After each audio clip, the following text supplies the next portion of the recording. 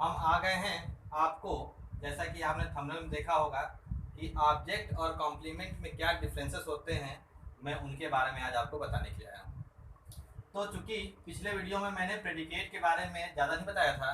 Predicate 3 part होते हैं, एक वर्ब, एक ऑब्जेक्ट और एक कॉम्प्लीमेंट। ज़्यादातर बच्चों को यही बताया जाता है कि वर्ब के बाद लिखा हुआ सारा पार्ट ऑब्जेक्ट होता है, पर ऐसा नहीं है।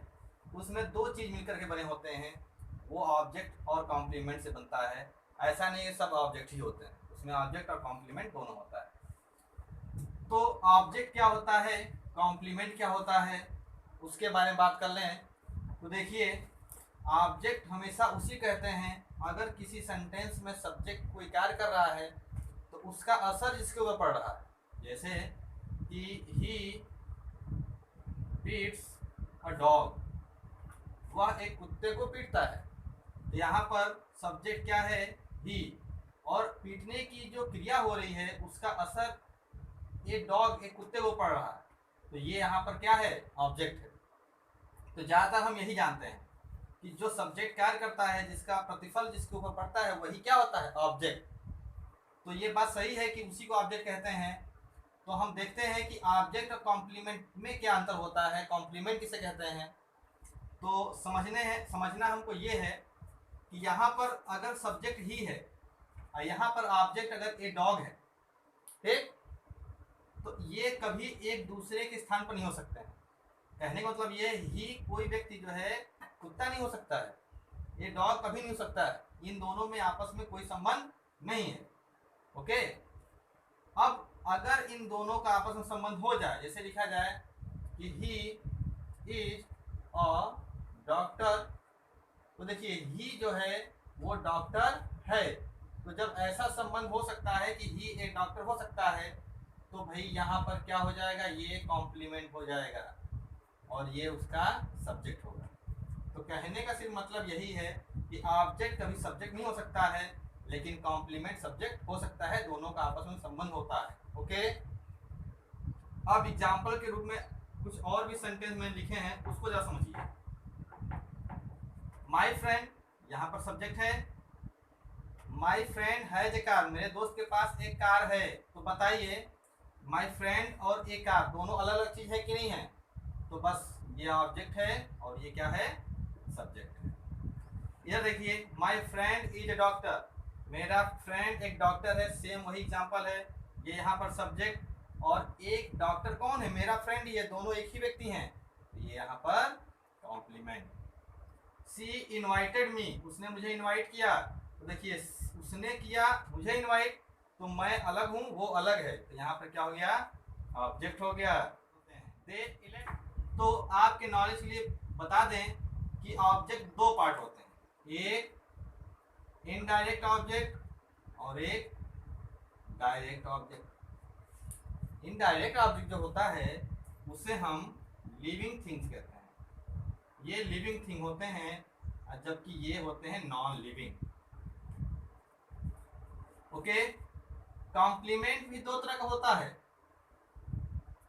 एक सब्जेक्टिव कॉम्प्लीमेंट और एक ऑब्जेक्टिव कॉम्प्लीमेंट। ओके, अब क्या होता है इनडायरेक्ट ऑब्जेक्ट, क्या होता है डायरेक्ट ऑब्जेक्ट, सब्जेक्टिव कॉम्प्लीमेंट क्या है, ऑब्जेक्टिव कॉम्प्लीमेंट क्या है, आइए एग्जांपल में समझते हैं। तो देखिए, एक एग्जांपल में दे रहा हूं, he gives me a book. तो यहाँ पर सुनिए, मी सब्जेक्ट ही से बिल्कुल अलग है और बुक सब्जेक्ट से बिल्कुल अलग है। तो कुल मिलाकर के ये दोनों के दोनों क्या हैं, ऑब्जेक्ट ही हैं। ये पूरा जितना चीज लिखा है ये ऑब्जेक्ट में है। अब ये इसमें से लिविंग है, तो लिविंग को क्या कहते हैं, इनडायरेक्ट ऑब्जेक्ट। और ये बुक नॉन लिविंग है, तो ये क्या हो गया, डायरेक्ट ऑब्जेक्ट। ओके, इस सेंटेंस को हम ऐसे भी कर सकते हैं, he gives a book to me. तो इस तरह करने पे क्या हो गया, ये डायरेक्ट ऑब्जेक्ट आगे और इनडायरेक्ट पीछे, लेकिन ऐसा एक प्रीपोजिशन जोड़ना पड़ता है ऐसे सेंटेंस। तो ये इनडायरेक्ट और ये डायरेक्ट ऑब्जेक्ट हो गए। ओके, तो डायरेक्ट और इनडायरेक्ट ऑब्जेक्ट को आगे पीछे हम कर सकते हैं, बस ये ध्यान रखना है कि यहाँ पर एक प्रीपोजिशन लगाना पड़ता है। फिर कॉम्प्लीमेंट के बारे में समझते हैं। कॉम्प्लीमेंट दो होता है, एक सब्जेक्टिव कॉम्प्लीमेंट, एक ऑब्जेक्टिव कॉम्प्लीमेंट। तो सब्जेक्टिव कॉम्प्लीमेंट जैसे कहा जाए ही इज अ डॉक्टर, ठीक, तो ही के बारे में बता रहा है ए डॉक्टर, तो ये सब्जेक्ट के बारे में बता रहा है, तो ये आपका सब्जेक्टिव कॉम्प्लीमेंट हो गया। और एक कैप्टन सिलेक्टेड मी, मेरे कप्तान ने सिलेक्ट किया, मी माने मुझे। अब यहाँ पर मी क्या है, ऑब्जेक्ट है कि नहीं है, आइए देखते हैं। द विकेट कीपर, अब द विकेट कीपर किसको रिलेट कर रहा है, ऑब्जेक्ट को कर रहा है कि सब्जेक्ट को कर रहा है, सब्जेक्ट को नहीं कर रहा है, ये ऑब्जेक्ट को रिलेट कर रहा है, इसलिए ये आपका ऑब्जेक्टिव कॉम्प्लीमेंट है।